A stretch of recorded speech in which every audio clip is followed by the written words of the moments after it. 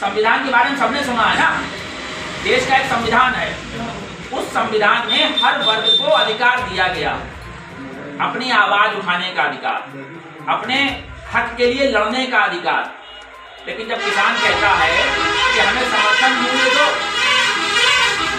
अपना समर्थन मूल्य मांगता है, तो उस पर लाठी चलती है। अब आप हमें ये बताइए, क्या संविधान ने लाठी चलाने का अधिकार दिया?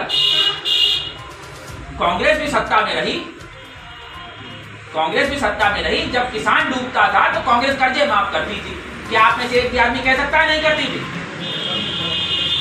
सरकार चलती है जनता के हित में, पापा सरकार जनता के हित में चलती है साहब। लेकिन यहाँ व्यवस्था उल्टी बना दी गई है, यहाँ जनता का शोषण होता और सरकार चलती है व्यापारियों के हित में। मैं नवाबगंज की छोटे दुकान वाले व्यापारियों की बात नहीं कर रहा हूँ, क्योंकि वो तो खुद ही शोषण का शिकार है। वो आपको कैसे 15 रुपए किलो आटा दे दें जब वो 30 रुपए किलो खरीद रहे हैं? जब वो 30 रुपए खरीद रहे हैं तो आपको 15 रुपए कैसे दे देंगे? ये जो व्यवस्थाएं हैं, ये बिल्कुल मत सोचिएगा कि विधानसभा के चुनाव से बदलेंगी और लोकसभा के चुनाव से बदलेंगी। ये आपके निकाय चुनाव से बदलेंगी। क्यों? सबसे जरूरी होता है अहम तोड़ना, सबसे जरूरी होता है घमंड तोड़ना।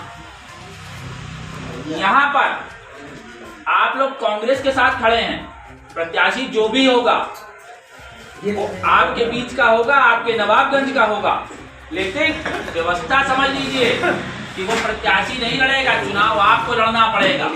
चाहे अपने लिए लड़िए, चाहे अपने आने वाले भविष्य बच्चों के लिए लड़िए, क्योंकि कोई गारंटी नहीं है कि ये 35 रुपए किलो वाला आटा 55 रुपए में कब बिकने लगे, क्योंकि आवाज उठाने की व्यवस्थाएं खत्म कर दी गई। हम कांग्रेस से आते हैं, हम कांग्रेसी हैं, इसलिए इस चौराहे पे भी आवाज उठा रहे हैं और वहां पर भी आवाज उठाएंगे जहां पर जब फोर्स तैनात कर देंगे। क्यों? क्योंकि हम डरते, दबते और झुकते नहीं। सत्य जो सुना जाता है ना, सत्य परेशान तो हो सकता है लेकिन पराजित नहीं हो सकता। राहुल जी लगातार लड़ रहे हैं, कोई हिंदू मुस्लिम की लड़ाई नहीं लड़ रहे हैं, वो भारत जोड़ो की यात्रा पे निकले हैं। क्या है भारत जोड़ो का मतलब?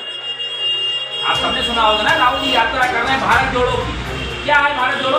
भारत कहाँ टूटा? भाजपा कहती भारत कहाँ टूटा? अरे साहब, भारत ही तो टूटा है। क्योंकि अगर नवाबगंज में हम आए हैं तो हम भी ये कहेंगे कि नवाबगंज जोड़ो, क्योंकि